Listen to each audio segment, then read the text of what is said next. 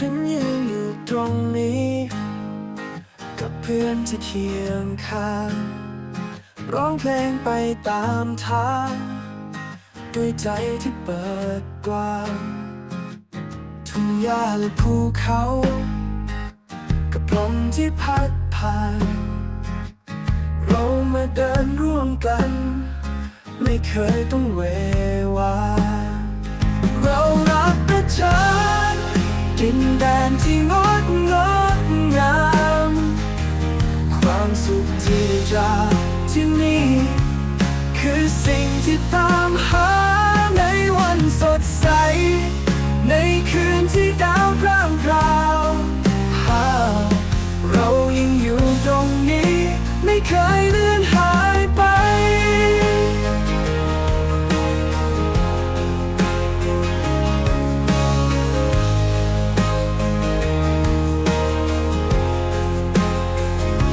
เสียงหัวเราะในยามเย็น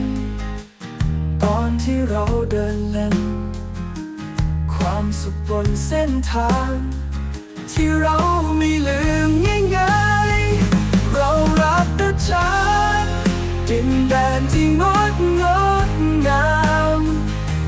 ความสุขที่ได้จากที่นี่คือสิ่งที่ตามหาในวันสดใสในคืนที่ดาวพร่างพราวเรายังอยู่ตรงนี้ไม่เคยเลือนหายไป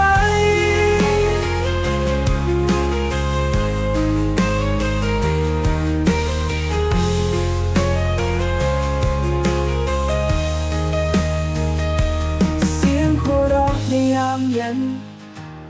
ตอนที่เราเดินเล่นความสุขบนเส้นทางที่เราไม่ลืมง่าย